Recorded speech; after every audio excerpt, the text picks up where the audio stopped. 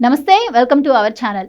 దశాబ్దాల కలగా మారిన ఏపీ జీవనాడి పోలవరం ప్రాజెక్టుకి చంద్రబాబు నాయుడు సర్కార్ ఎండ్ కార్డు వేయనున్నారు.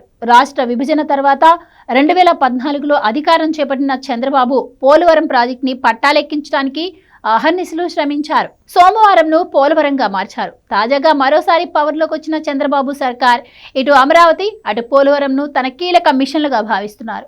2026 నాటికి పోలవరాన్ని పూర్తి చేయాలని టార్గెట్గా పెట్టుకున్న టీడీపీ సర్కార్ వడివడిగా అడుగులు వేస్తోంది.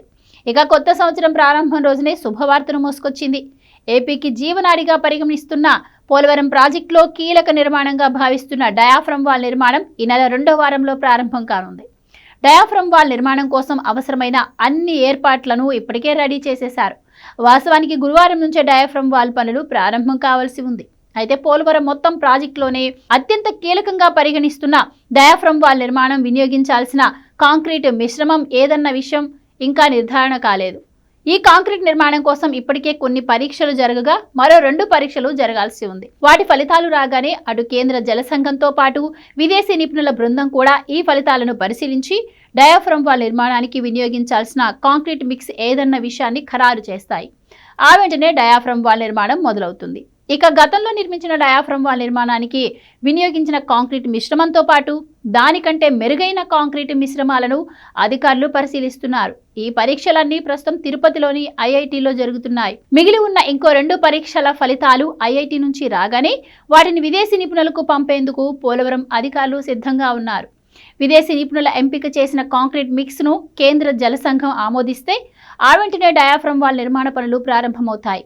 ఇక డయాఫ్రమ్ వాల్ నిర్మాణ పనులు మొదలు కాగానే ఆ పనులు ఫాస్ట్ గా సాగేందుకు అవసరమైన ఏర్పాట్లు ఇప్పటికే పూర్తయ్యాయి. ఒక్కసారి పనులు ప్రారంభమైతే ప్రభుత్వం నిర్దేశించినట్లుగా 2026 డిసెంబర్ నాటికి డయాఫ్రమ్ వాల్ నిర్మాణాన్ని పూర్తి చేసే దిశగా ఈ ఏర్పాట్లన్నీ భారీగా జరిగాయి.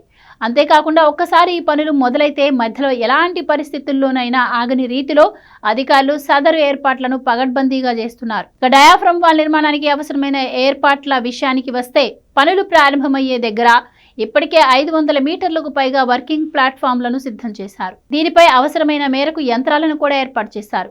ఇక గైడ్ వాల్ పనులు 400 మీటర్ల మేర పూర్తయ్యాయి.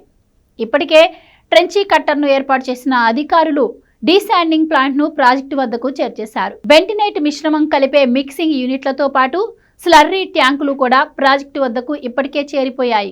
పంపులు, బ్యాచింగ్ ప్లాంట్లతో పాటుగా స్థానికంగా కాంక్రీట్ మిక్సింగ్ ను పరీక్షించే ల్యాబ్లను కూడా అధికారులు ఇప్పటికే ఏర్పాటు చేశారు. ఇక కాంక్రీట్ మిశ్రమం పోశాక ప్రతి వారానికి 15 రోజులకు పరీక్షలు నిర్వహించే ల్యాబ్ పనులు యుద్ధ ప్రాతిపదికన జరుగుతున్నాయి. తిరుపతి ఐఐటి నుంచి రిపోర్టులు రాగానే ఈ నెల 5 తర్వాత విదేశీ నిపుణులు, కేంద్ర జలసంఘం, స్థానిక అధికారుల సమావేశం ముగిసిన మరుక్షణమే డయాఫ్రమ్ వాల్ పనులు మొదలు కానున్నాయి.